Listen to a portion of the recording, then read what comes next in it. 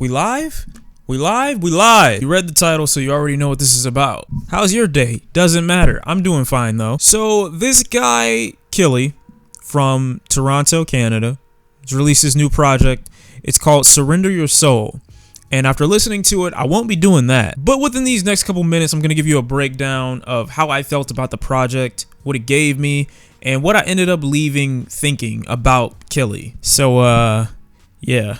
Enjoy. Anyone who's familiar with any artist that's ever come from Toronto, you know that Toronto has a very unique or very distinct style. They're very spacey, very dark, very subtle abuse of the bass, pretty smooth music for the most part. But you can tell a lot of the artists generally take from one another, just lightly or gently inspired from one another. So I would say the most popular instances of the Toronto sound that we're generally used to here in the US are from artists like Drake, artists like The Weeknd, more underground, more street artists like Casper and Pressa. It's really hard to listen to it and not enjoy it for just its sound alone, regardless of who's rapping over it. So I really don't have a narrow point of view when it comes to artists from Toronto, but I can say that I do anticipate a certain sound whenever I hear from them. I mean, and it's not just me just coming up with this theory. I mean, the same could be said for Majid Jordan, Roy Woods, Division, existing within that lane of alternative R&B. I went into their music expecting a certain sound, and that's essentially what I got. So I was pretty surprised with Killy because I honestly expected him to just sound like everyone from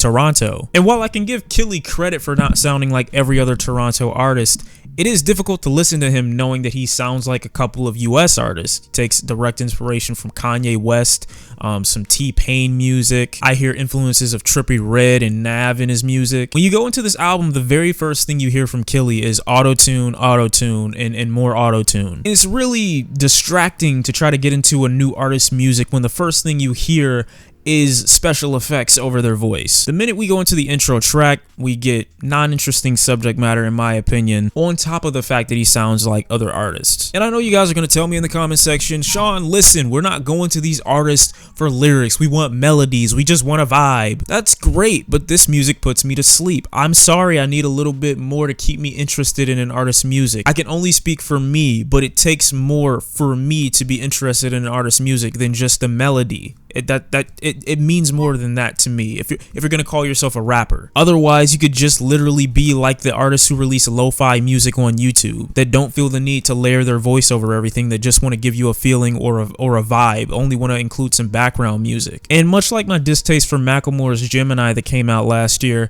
it reminds me, this project, Surrender Your Soul, of other artists' music that I would much rather listen to as opposed to the music that I'm listening to at this very moment within this project. And I do like the fact that he's young, up and coming, and I'm not hating on the kid for his grind. I'm definitely in support of any artist that comes out of a certain environment that can make a way for themselves, make money doing what they like to do. I'm in full support of that. In my opinion, he kind of just gravitates, especially based off his subject matter, to the more suburban kid lifestyle. I don't think he really appeals to people who are listening for something heartwarming or grabbing, or it's gonna get you musically or lyrically invested in anything. The reason I say Killy kind of appeals to that more suburban lifestyle is because for me, when I listen to Toronto artists, for the most part, they have their own individuality. Even if, you know, some of them for the most part do sound similar, they have their own individuality in the sense that they all share their experiences socially. They all share what they've been through in the street,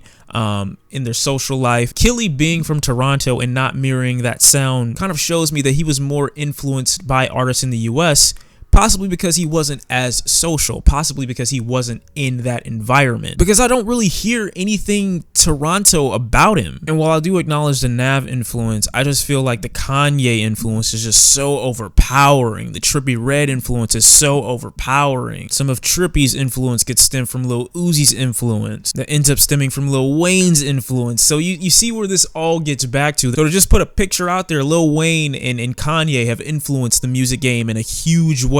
The same could be said about T-Pain. For those of you who don't know, T-Pain was huge in 2007, 2008, 2009, and since his music was so popular and accessible, it got out to the masses through the radio. And who listens to radio more than anyone? And I hope I'm not coming off as ignorant. I hope no one takes this comment the wrong way, but for the most part, a lot of people who like to listen to the radio are people from the suburbs. So that a lot of the time is what they are influenced by musically, and that's what I hear from Killy. So I guess I could try to get over the fact that Killy sounds kind of like Kanye, sounds kind of like Trippie by some of his production styles and the way he uses his voice at some moments, especially on the track Doomsday. And I always say you can go to artists for their beat selection if you can't really go to them for anything interesting as far as their subject matter is concerned, but even the beats remind me of other music. That dark, atmospheric, heavy bass style of production that can easily be found on most SoundCloud artists' music nowadays. There are some better tracks on this album in my opinion, like the Live Your Last track. We get some anime references, like on the outro we hear kind of this Super Saiyan aura building up in the very beginning of it, but the remainder of the project is just so loaded with all this subject matter and content that doesn't really mean anything to me,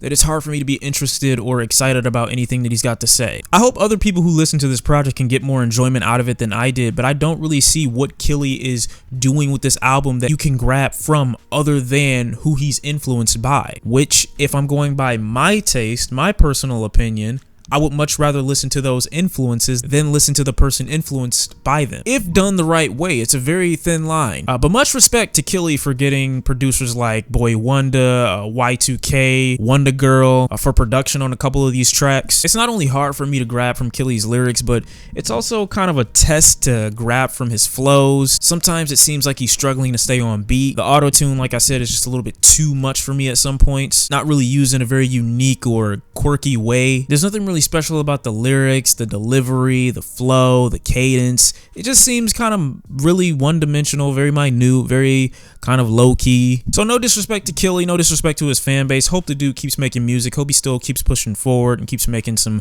enjoyable content for his fan base. Clearly there's an audience out there for it. But to me, it just sounds like trap music with sprinkles on top for the suburbs, in my opinion. Definitely let me know in the comment section down below if you enjoyed the project. If you did not, let me know why. If you did, please argue for your opinion in the comment section down below. We're not here to insult, we're here to understand. So all opinions are appreciated. Thank you all for watching. It's been Shawn C. I'll see you next time, and I'm out. Damn it. Peace.